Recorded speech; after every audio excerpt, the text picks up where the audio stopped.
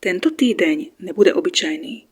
Na oblohe sa během pár dní zejde hodně významných změn. Podobně nabité období nezažíváme často. Zdravím vás výkladem na týdeň od 10. do 16. augusta. Čeká nás novoluní spojené se zatměním slunka, mění se energia Marsu, do hry vstupuje Ceres a Merkur během několika dňů rozehraje neobvykle silnou sériu aspektů. Co to pro nás může znamenat? Hlavně to, že události můžou nabrat rychlejší spád. Něco, co stálo na místě, se může dát do pohybu. Něco, co vypadalo jasně, může získat úplně nový rozměr. A věci, které vypadaly banálně, můžou být za pár týdnů mnohem důležitější, jak se zdá. Pravděpodobně to bude významný týdeň. A včelu se podíváme, jaký týdeň můžou mít jednotlivé znamenia. Informace o časoch najdete v popisku videa. Barani, tento týdeň může být o jednom člověku, který ve vašem životě něco změní. Možno nepůjde o veliké gesto, možno půjde o obyčejné stretnutí, rozhovor alebo chvílu, kdy si uvědomíte, že některé vztahy mají větší silu, jak by se mohlo zdát. První runa je Manas. Ta často ukazuje na člověka, na někoho, kdo vstupuje do života, alebo na vztah, který si zaslouží pozornost. A hned za ňou je runa Gebo. Krásný symbol daru, spojenia a vzájemnosti. Teda možno po nějakém stretnutí může to být aj oslava alebo večírek, jak ukazuje tá trojka srdcová. Zjistíte, že vztah, který se zdál být nejistý, se začne usádzat. To říká aj naše záhorácké orákulum. Je tam šťastný konec. A na spodku balíčka je stabilita. Tu ukazuje aj tá štyrka srdcová na spodku karet. Baranci, přejeme vám krásný týdeň a děkujeme vám za všechny vaše odběry, lajky a komentáře. Dovidenia. Býci, možno, že už nějakou dobu cítíte, že je toho na vás víc, než je vám příjemné. Ale právě včil se může otevřít nová cesta. Někteří z vás můžou být v období, kdy toho máte opravdu moc. Povinnosti, práce a zodpovědnost. Všecko zvládáte, protože býk vydrží hodně. Ale někde vevnútri se možno ozývá pochybnost. Musí to tak být. A tu právě vidím zásadný zlom. Je tu žolík. Ten donášá něco nečekané. Novou možnost. Něco, co vás vyvede z dosavadní rutiny. Runa Hagalas též ukazuje na změnu, která najprv ale může působit jak narušení starého porádku. No hned za ňou je Berkana. Symbol růstu, plodnosti a nového začátku. A že to bude něco krásného, ukazuje aj naše záhorácké orákulum. Je tam otevřítá cesta a štěstí na spodku balíčka. Býčci, přejeme vám krásný týdeň a děkujeme vám za všechny vaše odběry, lajky a komentáře. Dovidenia. Blíženci, tento týdeň může donést rozhovor, po kterém se začnete dívat na jednu pracovnou situaci úplně ináč. Mnohí asi už delší dobu řešíte nějakou důležitou věc. Tentokrát vám ale dojde někdo na pomoc. Vidím tam královnu Károvou. To bude schopná žena, úspěšná a praktická. Může to být kolegyňa, klientka, vedúca alebo někdo, kdo do určitej situácie vnese nový pohled. Může dojít zásadná informácia, návrh alebo ponuka, která změní dosavadný plán. Půjde o celkovou změnu, jak ukazují runy. Naše záhorácké orákulum říká, že na všecko budete mít jak odvahu, tak silu. A tá šestka Kárová, vidíte ju? Tak tá říká, že z toho nakonec bude aj zisk.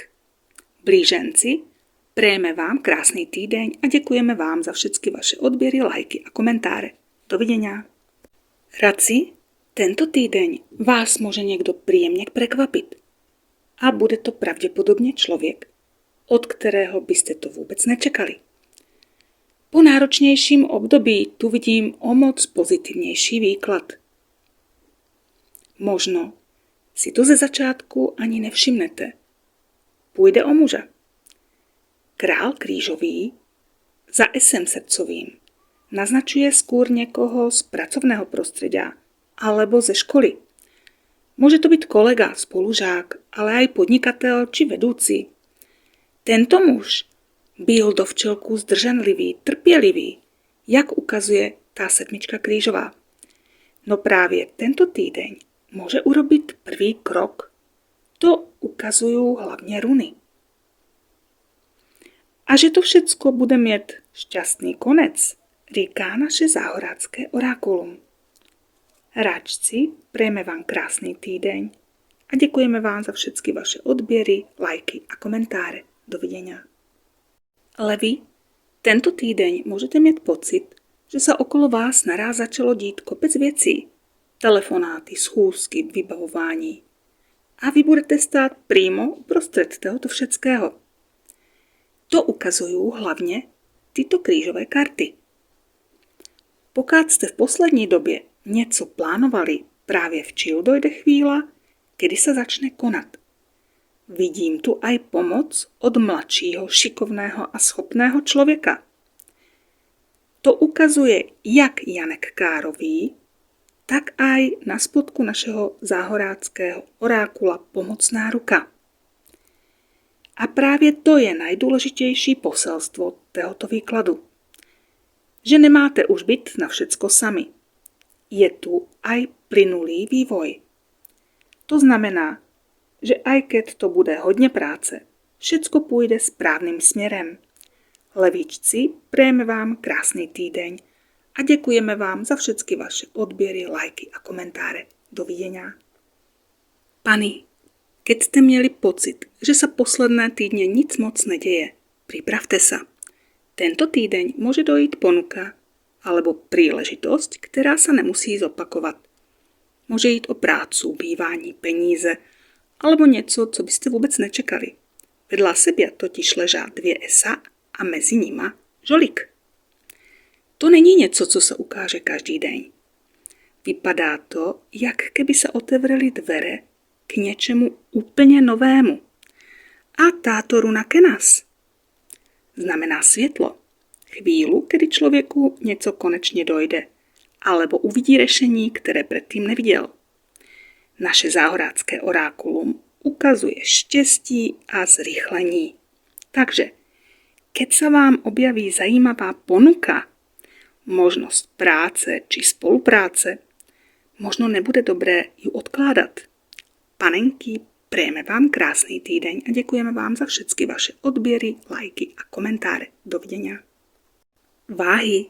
Někdy je najťažší ne požádat o pomoc, ale dovolit druhému, aby vám opravdu pomohl. Tento týden se okolo vás objaví člověk, který bude mít řešení, zkušenost alebo ponuku, která vám může ulehčit situaci. Naše záhorácké orákulum ukázalo, že vám to otevře cestu. Ale bude potrebné urobit jeden krok. Prijat pomocnou ruku. Táto karta sa vám neopakuje náhodou. Jak keby sa vám život snažil povídat, že na všecko nemusíte být sami. Pro některých z vás může hrát důležitou úlohu nějaký praktický, úspěšný a rozumný muž. Vidíte toho krála Kárového? A krásně to uzavírá runa Fehu. Ta je spojována s majetkem a hojnosťou. Teda vás čeká úspěšné období. Váhy, přejeme vám krásný týdeň a děkujeme vám za všetky vaše odběry, lajky a komentáře. Dovidenia. Škorpioni, tento týdeň mnohým z vás může dojít dlouho očekávaná zpráva. Nebude důležitá iba kvůli práci a penězom. Může změnit k lepšímu aj atmosféru ve vašem domově. Vidím tady 10 pikovou. To je konec náročnej etapy života. Něco, co sa dlouho vléklo, sa může konečně rozběhnout. Může jít o prácu, jak ukázalo naše záhorácké orákulum zmluvu alebo peníze či rozhodnutí, ktoré už dlhší dobu visí ve vzduchu.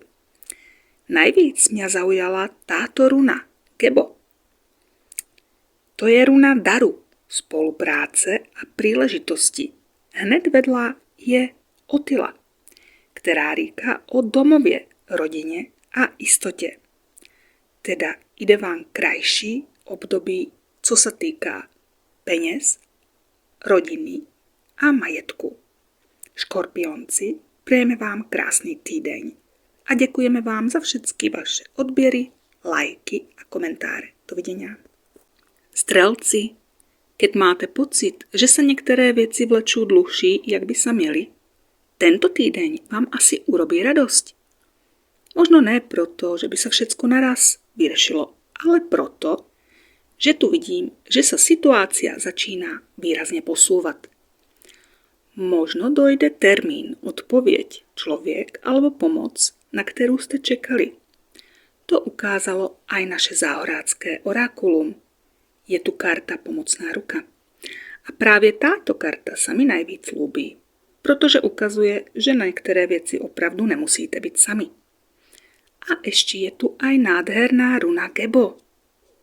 To je runa daru a spolupráce. Takže možno vám konečne ide období, kedy sa začnú uvoľňovať okolnosti, ktoré ste nemohli ovplyvniť. Strelci, prejeme vám krásny týdeň a děkujeme vám za všetky vaše odběry, lajky a komentáře. Dovidenia. Kozorožci, pokud ste měli pocit, že poslední dobu narážáte furt do tej istej steny, tento týdeň môže dojít okamžik, kedy sa konečne něco pohne. Naše záhorácké orakulum ukazuje vyslovene průlom. Teda něco, co vás dlouho brzdilo, môže začať konečne povolovať. Môže jít o prácu, úrady, vztah alebo rozhodnutí, ktoré sa dlho odkládalo. Runa Tivas vám říká, že niektoré věci stojí za to nevzdat těsně před cílem. To isté ukazuje aj tá šestka krížová na spodku balíčka. Tá vyprávěá o víťazství a hrdosti. Vedľa runy Tivas je runa Nautis. To je runa obmedzenia. Jak keby říkala, ano, bylo to náročné, ale právě to vás připravilo na další krok. Kozorožci, prejeme vám krásný týdeň a děkujeme vám za všetky vaše odběry, lajky a komentáře. Dovidenia. Vodnári, vidím, že mnohým z vás může začať tento týdeň úplně obyčajně. A proto možno ani nespoznáte, že sa otevírá něco úplně nového. Je tady nový začátek. Vidíte to eso krížové? Dojde ponuka alebo stretnutí, které ze začátku nebude působit výjimečně. Velikou úlohu tu může zahrát srdečná, laskavá žena. Někdo, kdo vás podporí, doporučí, alebo vás dovede k príležitosti, kterou byste ináč minuli. A je tu aj runa Ansus. Tá často súvisí se správou, rozhovorem alebo informáciou, ktorá dojde ve správny čas. A možno, že právě jedno dobré načasované stretnutí či rozhovor môže byť tým najcennejším, co vás tento týdeň stretne. Naše záhorácké orákulum ukazuje, že výsledek bude krásný. Vodnárci, prejeme vám krásný týdeň a děkujeme vám za všetky vaše odběry, lajky a komentáře. Dovidenia. Ryby, keď máte pocit, že už jedete opravdu z posledných sil, mám pro mnohých z vás jednu dobrou zprávu. Tento výklad totiž jasně říká, vydržte. Cíl je mnohem blíž, než si myslíte. Vidím tu, že některé věci vás stále zaměstnávají. Může jít o prácu, úrady, vztah či záležitost, která se už další dobu táhne. Ale naše záhorácké orákulum úplně jasně ukázalo, že už skoro dojde to, co čekáte. A keď sa podívám na runu Ansus, vůbec bych se nečudovala, keby došla právě tento týden zpráva, odpověď alebo rozhodnutí, které vám pomůže urobit další krok. Na spodku karet leží navíc eso srdcové. To je vzkaz pro vás, že po tomto náročnějším období jde něco, co vám donese velikou radost. Rybičky, přejeme vám krásný týdeň a děkujeme vám za všechny vaše odběry, lajky a komentáře. Dovidenia.